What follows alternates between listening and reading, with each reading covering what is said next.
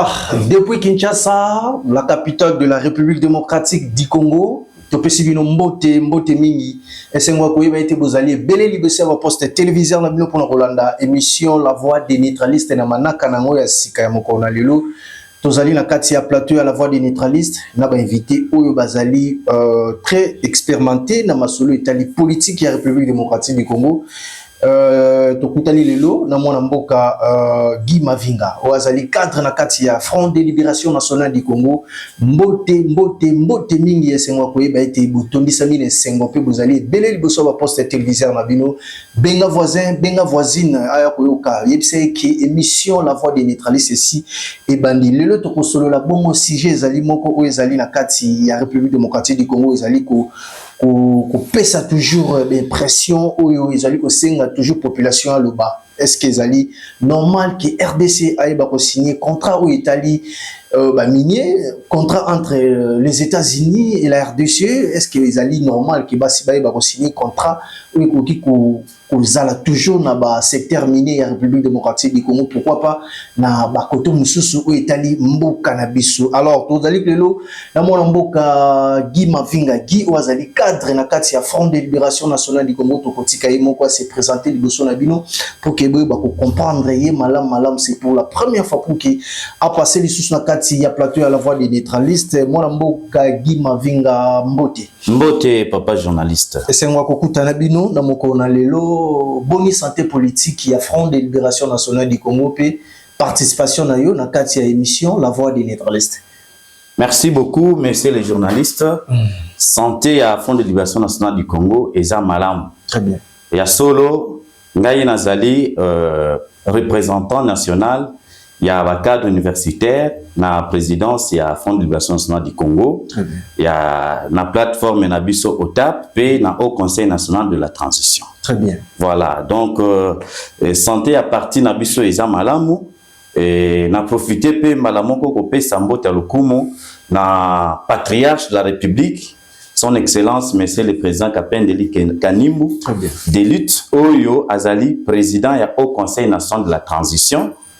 Lenge ba votela ki ye na ba conférencier, c'est-à-dire peuple congolais, ba kutana ki na conférence nationale souveraine, pe ba pesa ki ye mukumba, loko la président, ya Haut Conseil national de la transition, au akamba mboka à travers gouvernement ya large union nationale. Na pesi ba mbote, na pesi mbote na ba cadre nyonso ya Front de Libération Nationale du Congo, ya OTAP, pe ya Haut Conseil national ya transition. Et na pesi mbote na ba congolais nyonso o bazo landa biso na minute oyo parce que émission na bino ezali émission moko ya malamu parce que ezali ko pesa mayele ya epa ya ba congolais pour ba comprendre bisika mboka na biso ezoko kende pe bozali ko pesa espoir na ba congolais peut-être ba yebate patriarche de la République président Kapendeli Kanimbu oyo bango ba ponaki na Haut Conseil national na conférence nationale souveraine o akamba Haut Conseil national de la transition azapre be azoya pona komema sécurité pona komema esengo pe na pona komema bien-être social na mboka. Alors santé politique ya OTAP au Conseil national de la transition. Nyon Sezamala. Très bien, moi mboka Guy Mavinga cadre na kati ya Front de Libération Nationale du Congo pe représentant il y a ba universitaire alors il y a présidence il y a Front de Libération Nationale du Congo 6 du jour. Les États-Unis d'Amérique vont donner 500 milliards de dollars pour un contrat de 15 ans dans le secteur minier de la RDC. Cet accord sera signé afin que les États-Unis garantissant la sécurité à l'est de notre pays. Alors, voilà des alliés, si j'ai l'élo, tu solo la bongo, na mona mboka Guy Mavinga oaziti ko présenter, ko se présenter des Fabino et pas na plateau na biso ya mokolo na lelo. Mais c'est Guy Mavinga. Alors, les autorités congolais baebi ko joa acte peu ko zala nesengo ko signer contrat oyo ezali proposé par les américains pour que beaucoup d'habitudes a toujours sécurisé. Alors au Conseil national de la transition bozali ko ozwali kambo yango ndengeni est-ce que ezali ko teka mboka to ezali contrat moko ezali ko ya vraiment na lolenge moko ya kimia pour que population ya Congo ezala na kimia. Merci beaucoup, messieurs les journalistes. Je crois que les Camboyo et Zopé Sabiso passent dans le thème. Parce que Mboka Nabiso et Kokiko continuent dans la souffrance. Alors, pour nous ça, effort, peu, expérience, Oyo, Front de Libération Nationale, Azali na Yango, peu, Mukambi na Yango, son excellence Kapendeli Kanimbu, Oyo Azalaka toujours na sima ya peuple, à chaque fois, ayala ko apporter solution. Nako pesa moi historique pour que ba Congolais o bazali awa na mboka, pe ba o bazali banda, pe ba mboka mususu ba yeba FNC ezali. Très bien. Front de Libération Nationale du Congo et Botami Leloté. C'est depuis 1957 au Front de Libération Nationale du Congo et Botami na Kombo ya Konakati. Ils allaient partir à Kala vraiment. Vraiment parti à Kala. Et il faut changer de dénomination nango et comme Konako à partir de 1964 à 1968. Et il faut changer les sources pour la troisième fois et comme on a yango et comme à Front de Libération Nationale du Congo depuis 1969. Très bien. Kino lelo.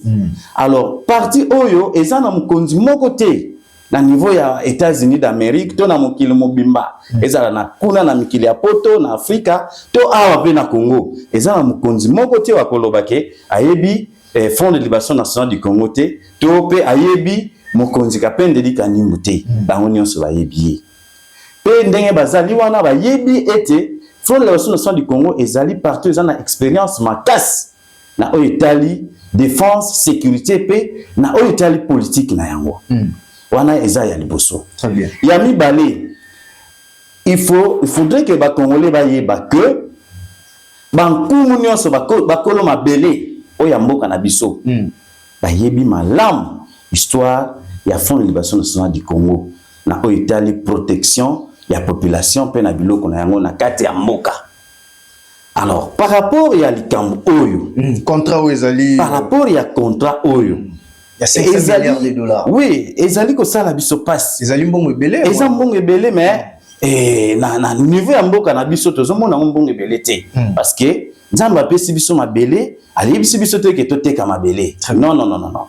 Alors tant nazo ko kanisa pe na lingi ba Congolais pe ba yeba ko kanisa tok lukato yeba nani oyo to ba nani oyo ba komi na posa ba teka mabele ya este ya mboka na biso pe ba nani oyo ba komi na posa ba somba yango pe mabele na biso eza na ba matière ebele matière nini to mabanga nini oyo ba oyo balingi kaka somba yango mabanga nini oyo bango baza na posa ba somba epa na biso et puis balingi ba somba yango to bateka yango pona nini non yango to lobi boye na niveau ya Front de Libération Nationale du Congo ezali parti cher na son excellence Kapendeli Kanimbu oyo azali patriarche tozobenga ye patriarche par rapport ya expérience pe dévouement oyo azaka nango chaque fois. Très bien. Et la constance expérience politique constance azanango expérience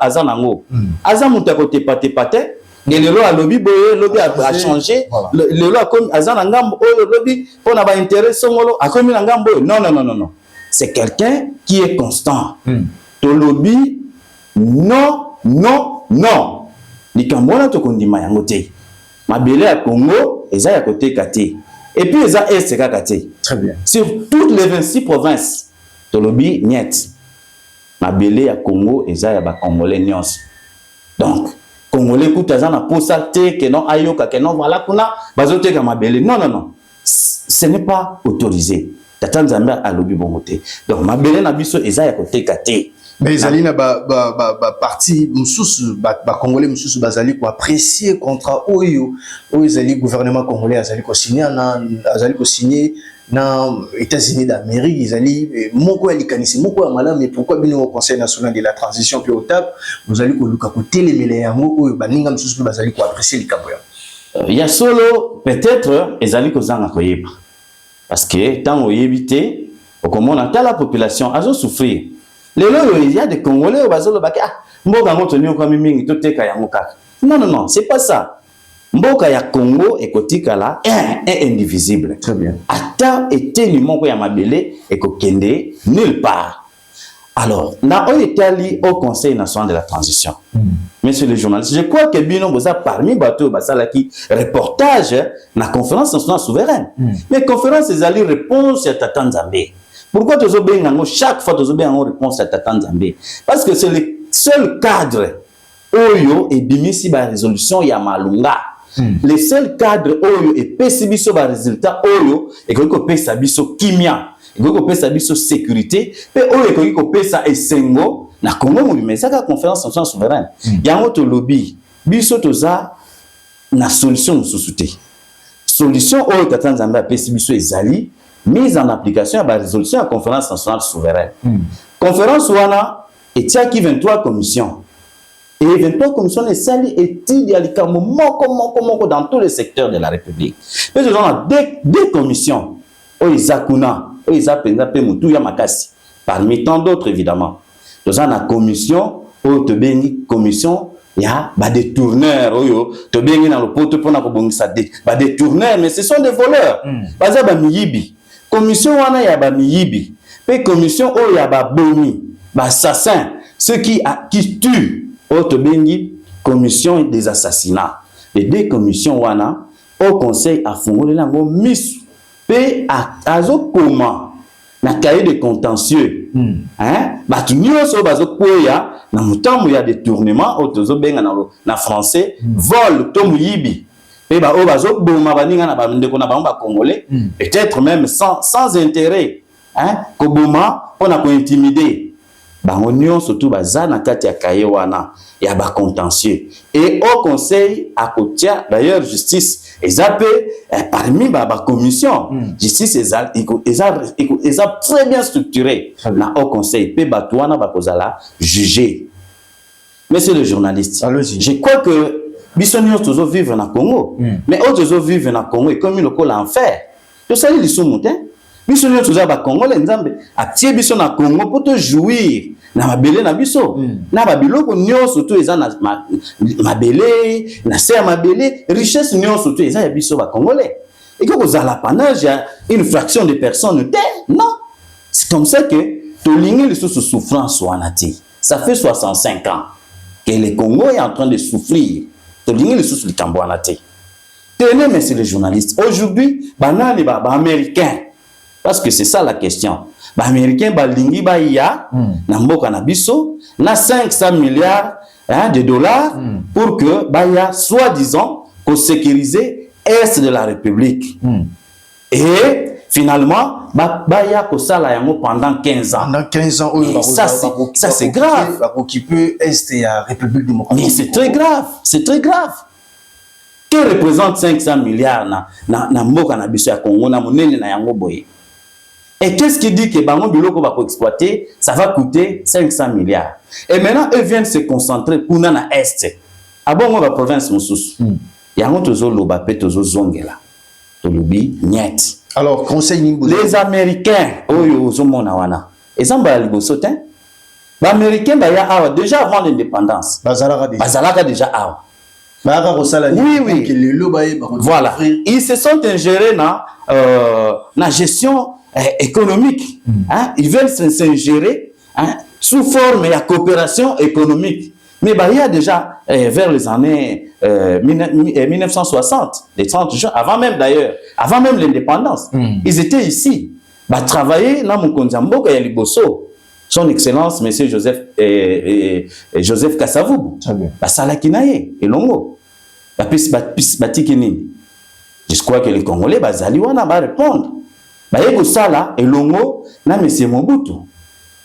PC Makasi, soutenir pour l'intérêt na bango tout ça. Et puis après, quand on va montrer que l'intérêt na bango ils ont soutenu, Sunoli Mobutu lelo, toyebi bisika mwana mboka Mobutu azali azoko pemela. Pourquoi? Parce que bazoya na politique qui a divisé pour mieux régner. Tolingi eloko wanate. Basali elongona monsieur le président Laurent Désiré Kabila. Basali na monsieur Joseph Kabila. Pe sikawa balingi ba ya ko sala lisusu na monsieur le président Félix Antoine Tshisekedi. Tolobi eloko wana ekolekate. Front de Libération Nationale du Congo et longo na patriarche son excellence monsieur le président Kapende Eli Kanimbu tolingi lisusu eloko wana te. Alors peuple congolais à retenir nini na au Conseil national de la transition concernant makambo ezali contrat ya États-Unis na RDC. Biso tozo senga na ba congolais nyonso boye ba se laisser influencer te. Réponse il y a ba problème nyonso tozo pour vivre na mboka na biso et si ya nyonso wana ezali ba tournir pour na ko distraire population. Réponse wana il y a à travers conférence nationale souveraine. Il y a quand même appellation conférence nationale souveraine. Le peuple se réunit dans sa souveraineté. Et va traiter makamuna bango sans influence externe. Donc, je ne vois pas et l'on ko sala sous trouble na tu vas kamba mboka ba kende na gauche ba kende na droite pendant que solution ici est à déjà. Alors ça ne sert à rien ya ko kende ko luka solution musika ba congolais bazala kimia. Lokola ba onaki son excellence monsieur le président Kapende Eli Kanimbu au Akamba et au Conseil national de la transition et attire gouvernement de large union nationale au vrai sens. Le président Kapende Eli Kanimbu azali mutu a changer kate azali mutu o abanga kapete lokola ezali ligne tracée lokola peto yebi ke ligne wana nde mutu ko kangola mboka na biso il pleuve ou qu'il neige c'est le haut conseil mutu zo ya na solution. Donc congolais alanda ba biloko wana nyonso te eza ba distraction. Au conseil azali ko ya na solution oyo population congolaise a kozila na moment oyo kasi sorti ya gouvernement d'union nationale niki tozali komona makambo ezali ko kende. Quel est le profil au bino tel que vous allez congolais opinion na yo ko kozala quel est le profil ko kozala entre ministre ou kozala na kati ya gouvernement oyo d'union nationale. Merci papa journaliste. Bango bazo sala na ndenge na bango. Mais biso tozali na ba critères nyonso to ezaki défini na conférence nationale souveraine. Yango biso tozo loba était il faut gouvernement de large union nationale et bima o na ba résolution ya conférence nationale souveraine. Oyo etiaki mwana mboka Kapende Eli Kanimbu lokola président ya au conseil. Très bien. Biso c'est ça yango donc profil ya batwana ezali bato yo bakozala sélectionner conformément n'est-ce pas na ba résolution ya conférence nationale souveraine. Oui bon ba osala te. Oyo bango bazo sala te bon soki basali yango yo moko en tant que mpandisang na éviter na cadre nini bakosali na yango pendant que bango na bango tozomona ndenge bazondoma na kuna. Qui dit gouvernement de large union nationale, ça dit quelque part il faut qu'il y ait réconciliation. Très bien. Mais c'est que nous sommes en train de vivre là-bas. Est-ce que ça peut permettre que Batouba cohabiter? Je ne pense pas. Le seul cadre qui a prévu la conciliation, la conciliation, la réconciliation, et ça le cadre, il y a conférence nationale souveraine. Il y a un moana, les autres benga bango batika ko distraire peuple. Nganga mayele, son excellence Kapende Eli Kanimbu. Atalaki musika et asalaki fort nyonso conférence au bakangaki parce que biso ba africain peut-être vérité ne dérange ka biso conférence au bakangaki wana mwana mboka Kapende Eli Kanimbu en tant que politicien de carrière oyo azaka toujours na sima ya peuple na ye asalaki fort nyonso et azwaki autorisation pour que conférence nationale souveraine wana esalini efungwama. Dès lors que yango efungwama ki ba conférencier ba yaki ils ont examiné tout ce qui a trait na pas au congolais à vivre solution ils ont maki donc batika ko distraire population ba ya et pas ya président Kapende Eli Kanimbu tozo benga patriarche parce qu'il y a à divisakate. Pourquoi pas président Kapende Eli Kanimbu a koki ko kende vers le président de la République était Akoki kokende d'abord et l'okono sengeli to yeba le président Kapende Eli Kanimbu aboyaka mutute mais attention il est le président élu par les Congolais comme président du Haut Conseil national de la transition. Très bien. Quelque part c'est une grande institution donc nous interpellons kaka le chef de l'État actuel ayeba que il y a le président du Haut Conseil national de la transition ayeba que et conférence nationale souveraine et salemaki pe ba résolution na yemo kazanango parce que zaki publié na journal officiel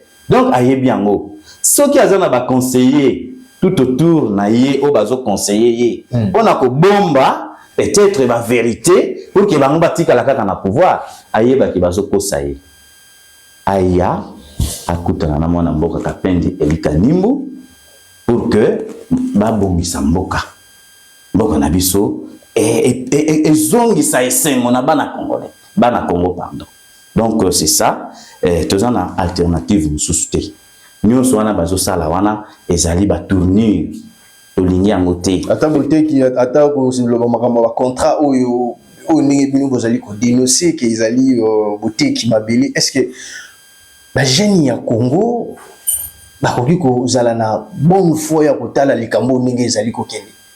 Mais pourquoi pas? Parce que nous tous il faut bisonios totelema. Parce que les Cambodgiens, ils ont concerné bisonios. Et ça, les Cambodgiens concernés font l'élévation du Congo, au conseil Kakate. Mais au conseil, Azaka représentant le peuple. Mais c'est les Congolais qui surtout Ayeba et à analyser. Et tous les Congolais vraiment balanda makambo na mukebinios. Tous la solution mususuté. Il faut kaka au conseil et vendre pour que ma camion soit ici là. Parce que c'est qui? Pourquoi la mission est va souffrir jusqu'à quand? Voilà, chers téléspectateurs, wana boutiko Olanda intervention ya mwana mboka Mavinga Guy oazali na biso na kati ya plateau. Il y a la voix des neutralistes. Alors mwana mboka to télémakaka na point où Italie gouvernement congolais ndenge azali ko apprécier contrat où bazali ko signer entre la RDC et les États-Unis à travers Kengeli Mboka. Ce qui totali bien sécurité vraiment totale na kati ya est de la République. Ils allaient vraiment na kokoso makasi kasi comme na loko la gouvernement azali ko luka pour benga bapaya ba ko telema wana ils allaient moko likanisi moko moko ya malamu. Au Conseil national de la transition azali pe moko ya institution wa ko loba mieti nga moko nazali wana pona ko telema pona ko sécuriser mboka nini ezali ko zela na ngambo na bino parce que tozoli ko mona bino toujours ko telemela likambo yango. Oui, je crois que to komi pembeni. Comme pembeni parce que tu outipé musika. Alors, au lobby du Cambia Est, les gens ont une insécurité. Tout ce qui est dans l'Est, hein, insécurité na mboka et bandina na banda na biso auto benga insécurité alimentaire. Tant nous dazoli ata ça fait na insécurité. Donc, insécurité est généralisée na mboka na biso sur tous les domaines, dans tous les secteurs. Alors, au conseil Aza déjà n'a pas solution nyons. Il reste que le temps arrive. Ngonganango et coca pour que et vende. Ngonganango et coca et elinge coca kalamingite. Alors ngongango et coca ceux qui beaucoup de président de la République, yango ne coupé ça pont pour que l'activité to ba résolution nyons soit mise en pratique. Ni nous vous allez causer là parce que sur total nangambo est de population zozela azolela. Les téléspectateurs na biso ba landaka ba émission na biso chaque fois ba bingaka ba le président Kapendi aza toujours na République démocratique du Congo mais biso a toujours souffrir il est mieux placé à koluka kimia iba kozala kati na biso pe ba bingaka ba lobaka yango likambo yango tozali ko lebela nyoso nini ezali ko manquer bozali ko lobaka ba résolution ngonga nango ezali ko koka nanu ezali ko koka te mais bozali wana présent et loko nini ezali ko zanga bino pour que boko kisa makambo. Je crois que tant on a lobby que Ezokoka, c'est parce que Misala Ezo Salema na niveau ba institution. Misala Ezo Salema pe Ezo landa procédure nango normal. Nangonga Ezo ezaliko yakuna ba Congolais ba komona résultat na yango. Mais Musala Ezo Salema penza malamu nyonso. Na ba institution nyonso ndenge sengeli e salemela. Donc Ezo Salema malamu. Voilà, merci mon amboka Guy Mavinga. Alors nous allons changer chapitre. Dans l'actualité politique et la République démocratique du Congo. Tentative, il y a levé d'immunité, il y a mon amboka Joseph Kabila Kabange. Sénat le 15 jeudi est passé les cas qui mon amboka na katia bureau au Sénat sali commission pour que balongola immunité ya mon amboka Joseph Kabila Kabange. Lecture na bino ezali ni tant que moko na kati ya au Conseil national de la transition. Merci beaucoup.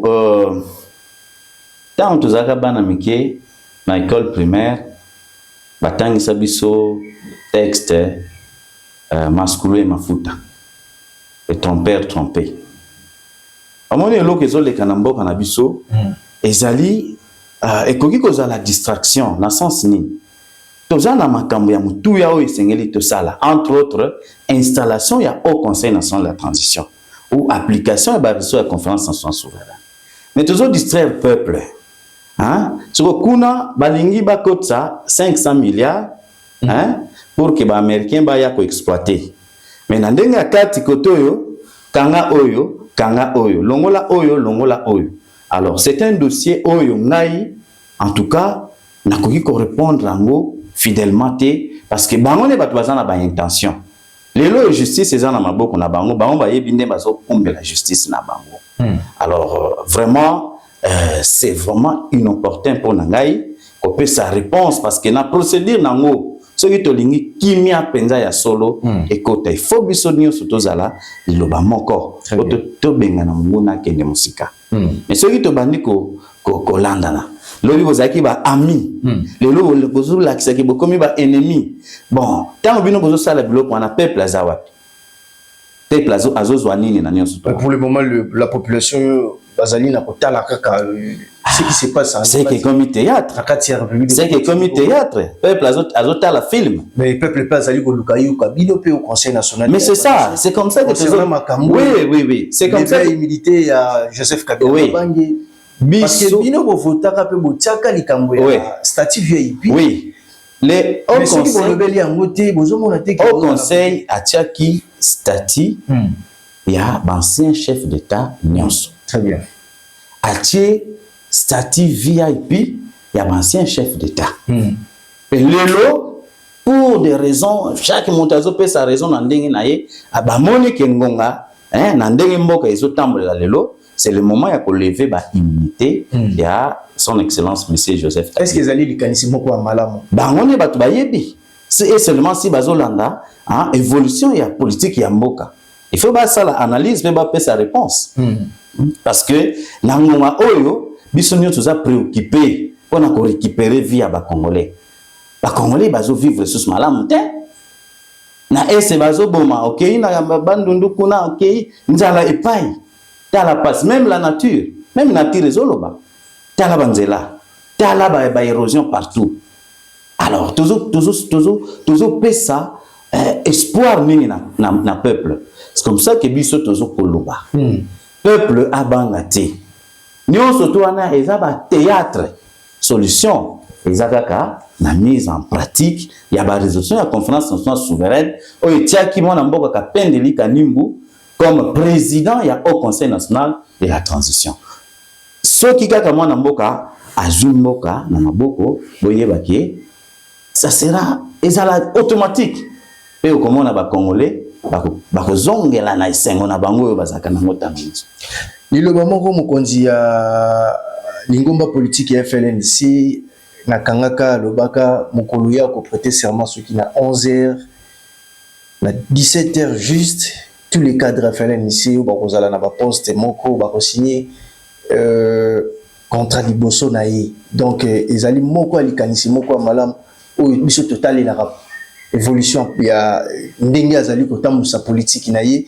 Kasi soki tomoni lelo mokonzi ya lingomba ya FLNC azui bokonzi pour katambusa République démocratique du Congo, est-ce que tokoya ba kokutana makambo oyo ba kokoso oyo ezali koleka na kati ya mboka na biso actuellement? Oui, donc yango tozoloba omoni politique na mboka na biso batu bazozwango à la légère. Et comme lokola lisanga ya batu baye na bango kosala théâtre o bazambongo na bango. Politique, il faut préparation ezala. Biso tozali bazali préparé na kati ya front de libération nationale du Congo et pas ya nganga mayele auto bingi patriarche de la République son excellence Kapendeli Kanimba. Et ce qui omoni ba congolais bazaki na conférence nationale souveraine ba pesaki bango charge wana po bakamba au Conseil national de la transition ezali pambate parce que ba moni o ba moni na lolenge ya kosala la politique et ça différent. Et puis azali mutoyo atika la kangui Quel que soit ba million, yo okozwa ba million tient na ba poche, oui. Mais peuple zo kamba wana bazo kufa. Tala lelo, hein? Tala lelo. Morgue est comme business. Cimetière est comme business. Mais na mboko ba konzi bazali. Ata forum moko boité pona komeka ko raisonner, to koki ko sala nini pour que to diminuer taux de mortalité. Non, mais comment on a boye morgue oyo ya ministre tel, cimetière oyo ya ministre tel, tala degré mboka comme. Est-ce que vraiment na mboka oyo penza ba konzi oyo baza préparé lolenge FNC azali préparé à travers son excellence Kapendeli Kanimba? Est-ce que bakoki ça biloko boye? Je crois non. C'est comme ça que pendant qu'on martelait le qu'on au lobby, biso mon konzi biso aza préparé. Ata sikoyo. Ce qui est sénique, voilà, au Conseil national est vendu. Et qu'on sait que nous tous nous, tous ça nous, tous les informateur, tous les jamais. Ça sera du tic au tac. Voilà, décision il y a gouvernement provincial il y a Kinshasa, il y a suspendre quelques mituka oyo ezali na ba plaque matriculation ou ezali na ba entre pairs na ba numéro où ils allaient un père ou qu'on circuler vraiment na la République démocratique du Congo pour éviter l'embouteillage qui na la République démocratique du Congo aux alliés j'aime beaucoup na katia Kinshasa où ils allaient circuler puis ils allaient comme ce qui s'est passé à la katia ville province à Kinshasa lecture na ils allaient na katia pour jouer la décision à Bongo en veille à Moka na biso ils allaient koken ezali ba décision oyo toko loba que ezali impopulaire. Parce que ba immatriculation wana et où takawat. Est-ce que mutakoiko me pesa courage azui à bambi immatriculation na ndenge na ye? Eza bango ba pesa kango. Tango bino bo pesi eloko so bo moni ke bandi ko déranger. Il faut une procédure oyo ko salela pour que olongolango sans déranger la population. Tango yo bandi ka ko interdire. Parce que tant qu'on interdire de cette façon-là, les pauvres peuples vont se retrouver. Le gouvernement a un devoir de protéger le peuple. C'est ce qui a été décidé dans la conférence nationale souveraine. Il y a un autre peuple a fini la mission. Solution n'a été, victoire n'a été. Victoire n'a été, et na katia mise en pratique. Il y a une conférence nationale souveraine où on a c'est ça bien préparé, très bien préparé. Donc, mon cas, nous le gouverneur a zui, nous allons juger en haut, les alliés, moment négatif. Ah oui, mais c'est sûr, c'est sûr. Parce que est-ce que non, embouteillage, ils ont un problème et belé. Au cas où on a un sikana ba immatriculation, il y a sika. Au cas où est-ce que Banzele Zamala? Na yoki kuna bazobuka bandako. Mais bandako wana avant ton ndako. Est-ce que un pauvre citoyen akoya na yeka mbala moko ki bon nga banda lelo oyo komi mabele nanga nazo ton ndako nanga ya. Il y a une procédure. Oyo l'état tient en place pour na ozwa mabele pour ozwa autorisation ya kotonga. Est-ce que yo l'état au PCA atonga. Après lobi oye obuki pe olobi ke non toko futa ta infranté. Tala na no degré. Population wana et donc c'est pourquoi nous sommes en train de dire tozolo baboyi batika ko tâtonner ba ya ba résolution oyo ko pesa solution na makambo na nyo surtout ezali kaka na parmi les commissions il y a au conseil il y a oyo bimaki na conférence nationale souveraine oyo est institué au conseil national de la transition. Kunande ba solution non ces alipé à travers mise en pratique il y a au conseil beaucoup mona que le secteur nyons et qu'on soit vie transport et soit vie nyonso la définition de transport tout et qu'on soit vie autant la gare transporter na condition na bino ba journaliste et ça na 4 et qu'on changer et bien que vous travaillez na ba moyen de bord tout ça tout va changer non c'est que changer. Voilà, chers téléspectateurs, toko mibongo presque na suka ya émission na biso mwana mboka Guy Mavinga maloba na bino ya suka par rapport ya contrat à 500 milliards où ils allaient proposer la RDC.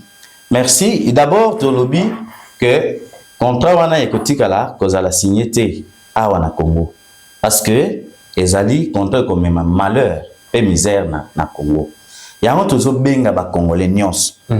Bisika nyonso mwana Congo zali ngunga ekoki.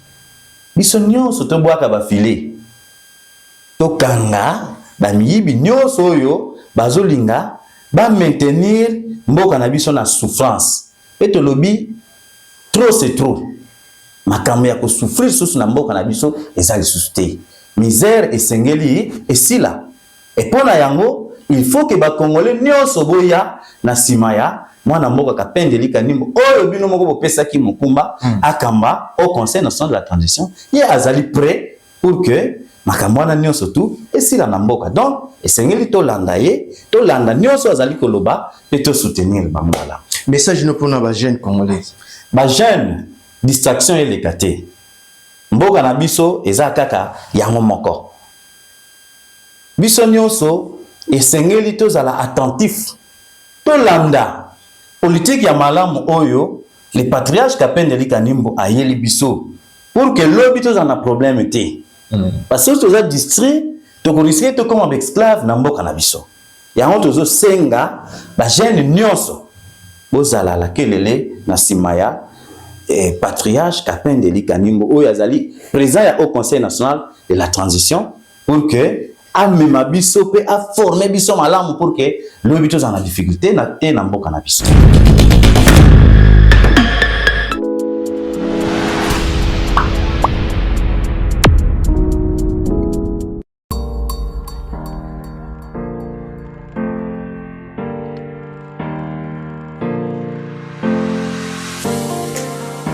Dans un élan citoyen, mêlant la santé, sensibilisation et compassion, que le jeune fille moderne du Parti Front de Libération Nationale du Congo, FLNC en sigle, ont organisé ce samedi 17 mai 2025 une marche symbolique.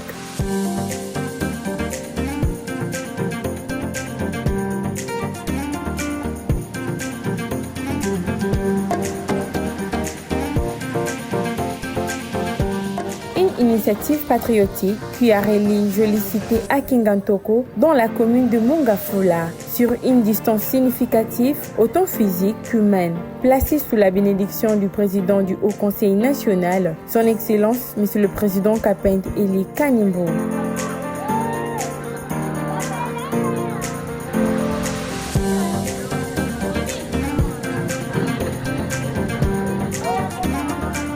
Le cadre de la direction de jeunes filles modernes du Parti Front de Libération Nationale du Congo se sont exprimés tour à tour pour le mot des circonstances.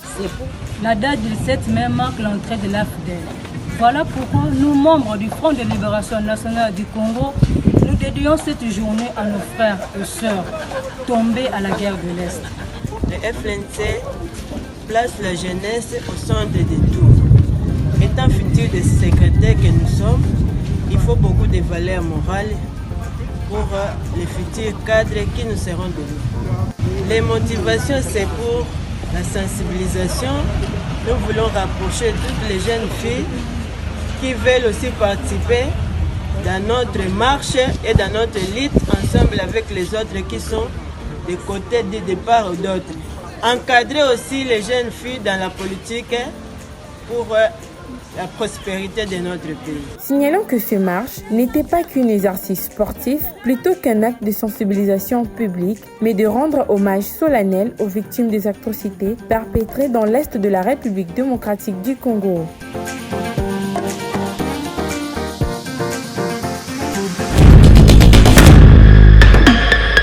Monsieur Mavinga Guy, Tondio Botondi Mingi, pour nous kozana biso na kati ya plateau moko na lelo ya la voix des neutralistes. Merci beaucoup. Voilà, chers téléspectateurs, nous sommes arrivés presque à la fin de cette émission, La Voix des Neutralistes. Et puis, grand merci, le collaborateur qui est belé. Les besoins de poste téléviseur, la bio pour nous la biso na moko na lelo, ceux qui ont fait l'émission. Au PC, merci na grande équipe technique, où va accompagner biso, Tomoni Bongo, Freddy Mayala, Moussa Bea. Puis tout le monde Papa Rex Mukobo azalaki wana présent. Puis grand merci na équipe Nyonso au bazali ko soutenir le président Kapende Likanim au ba pesibiso autorisation à koya awa pour na solo la makambo etali politique ya République démocratique du Congo. Grand merci na celui des cadres au bazali ko soutenir biso pour que émission oyo e ba kokoma bongo na kati ya banda kuna bino to kutenda mikolo ezali koya soki Yesu Kristo azongite. Bye.